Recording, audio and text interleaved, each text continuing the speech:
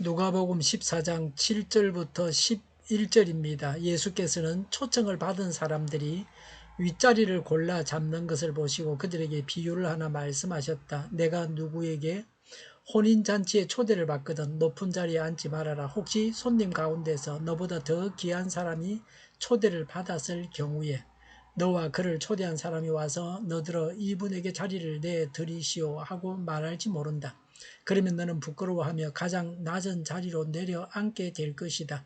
내가 초대를 받거든 가서 맨 끝자리에 앉아라. 그리하면 너를 청한 사람이 와서 너더러 친구여 윗자리로 올라 앉으시오 하고 말할 것이다. 그때에 너는 너와 함께 앉은 모든 사람 앞에서 영광을 받을 것이다. 누구든지 자기를 높이면 낮아질 것이요 자기를 낮추면 높아질 것이다. 아멘. 낮은 자리에 앉으라고 하신 것은 단순한 예의 범절이 아닙니다. 하나님 나라의 진리를 가르치신 것입니다. 7절에 예수께서는 초청을 받은 사람들이 얼마나 길을 쓰고 윗자리를 골라 잡는지를 보시고 그들에게 비유를 하나 들어 말씀하셨다. 당시 유대 나라에서 혼인잔치는 사회에서 가장 격식을 중요시했습니다. 의식적이고 자석의 구분도 명확했습니다. 상좌, 높은 자리는 첫 번째 자석입니다. 잔치의 가장 좋은 자석입니다. 당시 유대인의 연회석은 디귿자형으로 되어 있었습니다. 주인이 앉는 식탁의 우편 자리가 상석이었습니다. 초대받은 많은 사람들이 상좌에 앉으려고 몰려드는 것을 보셨습니다. 당시 율법 교사들은 자신들이 얼마나 중요한 일을 하는 사람인가 하는 것을 자리 차지하는 것으로 나타냈습니다.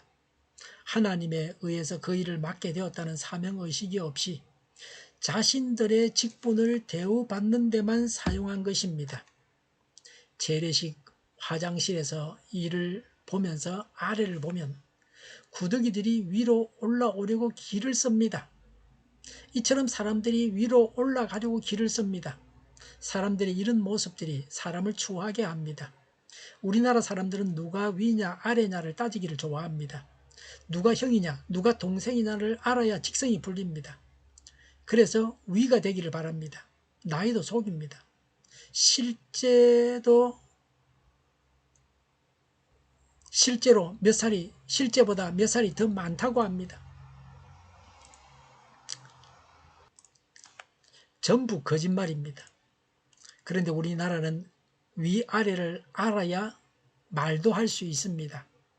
윗사람에게 하는 말과 아래 사람에게 하는 말이 다릅니다.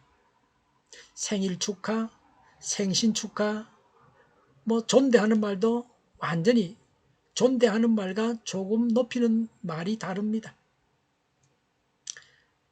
일반 백성들이 먹는 밥이 있고 임금님이 먹는 밥하고 밥이 똑같은 밥이라고 말하지 않습니다. 생일 축하할 때 영어로는 해피 버스데이 하면 모든 게 통합니다. 아버지가 아들에게도 하고 아들이 아버지한테도 하고 그럽니다. 저는 생일 축하를 영어로만 합니다. 교회 안에서만큼 줄 세우기를 좋아하는 것도 없습니다. 내 이름이 먼저 나와야 하고 위에 있어야 합니다. 그렇게 하지 않는다고 야단입니다. 교회 행사에 가면 강단 위에 의자에다가 아예 이름을 붙여 놓았습니다. 누가 너무 성경과는 다르게 살고 있습니다. 8절에 내가 혼인잔치에 초대를 받거든 높은 자리에 앉지 말아라. 혹시 손님들 가운데 너보다 더 귀한 사람이 초대를 받았을 경우에 9절에 너와 그를 초대한 사람이 와서 너더러 이분에게 자리를 내드리시오 하고 말할지 모른다. 그러면 너는 부끄러워하며 가장 낮은 자리로 내려앉게 될 것이다 라고 했습니다. 경거망동한 사람입니다. 이런 일을 당하면 모양이 좋지 않다고 하는 것입니다. 강한 명예욕을 가지고 백성들의 존경을 얻기 위해 잔치의 상석에 앉기 위해서 서로 다투는 바리새인들의 교만을 책망하고 있습니다. 당시 바리새인들의 특징은 잔치의 상석에 앉기를 좋아하는 것입니다. 10절에 내가 초대를 받거든 가서 맨 끝자리에 앉아라. 그리하면 너를 청한 사람이 와서 너더러 친구여 윗자리로 올라 앉으시오 하고 말할 것이다. 그때 너는 너와 함께 앉은 모든 사람에게 영광을 받을 것이다 라고 했습니다. 말석에서 높은 자리로 가는 것은 자랑스러운 일입니다. 사람들로부터 존경을 받는 것입니다. 말석은 좋지 않은 자리입니다. 제일 끝자리입니다. 잔치의 귀빈이나 주인 자리에서 멀리 떨어져 있는 자리입니다. 말석에 앉는다고 하는 것은 자신의 합당한 명예를 나타내고자 하는 마음이 없는 겸손한 행동을 하라는 의미입니다. 사람들 앞에서 높임을 받으려고 하는 일보다 위험한 것은 없습니다. 자신을 낮추는 겸손이야말로 최고의 미덕입니다. 상자에 앉으려고 말석에 앉는 사람은 위선자입니다. 겸손하여서 말석에 앉는 사람은 하나님께서 모든 사람 앞에서 높이신다고 하는 것이 성경 전반에 흐르는 진리입니다. 우리 자신도 상자에 앉고 싶지 않습니까? 겉으로는 사양하지만 속으로는 원하고 있고 은근히 다른 사람을 시샘하고 있지는 않습니까? 11절에 누구든지 자기를 높이면 낮아질 것이요 자기를 낮추면 높아질 것이다 라고 했습니다. 스스로 높이지 말고 낮추라고 하십니다. 자신을 과대평가하는 사람이 되어서는 안 된다는 것입니다. 자신을 과대평가하는 사람은 교만한 사람이라고 합니다. 교만한 사람은 대인관계가 좋지 않습니다. 남이 생각하는 것보다 자신을 높이기 때문에 대인관계가 나쁩니다. 늘 남에게 섭섭한 마음이 있습니까? 모든 사람이 나를 섭섭하게 한다고 생각하고 있습니까? 내가 교만한 것은 아닌지 생각해 보시기 바랍니다. 수많은 사람들이 함께 살고 있는데 어떻게 그 사람만 유독 대통령 영접하듯이 할 수 있습니까? 하나님은 교만한 사람은 낮추시고 겸손한 사람은 높이십니다. 하나님은 자신이 당연히 대우를 받아야 한다고 생각하는 사람들에게 복을 주시지 않습니다. 자신은 받을 만한 가치가 없다고 여기는 겸손한 사람들에게 은혜를 베푸십니다. 하나님 나라에서는 나 자신의 자리를 주장하는 것은 주제에 넘는 일입니다. 교만한 일입니다.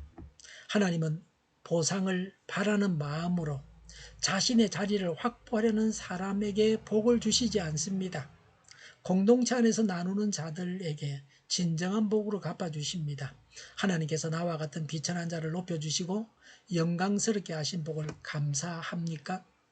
겸손하게 하나님께 순종하면 하나님께서 복을 내려주시고 성도의 영광을 온 세상에 드러나게 하십니다. 교만하면 하나님께서 심판과 형벌과 진노를 내리셔서 수치를 당하게 하십니다. 잠언 18장 12절에 사람의 마음의 교만은 멸망의 선봉이요 겸손은 종기의 앞잡이이니라고 했습니다.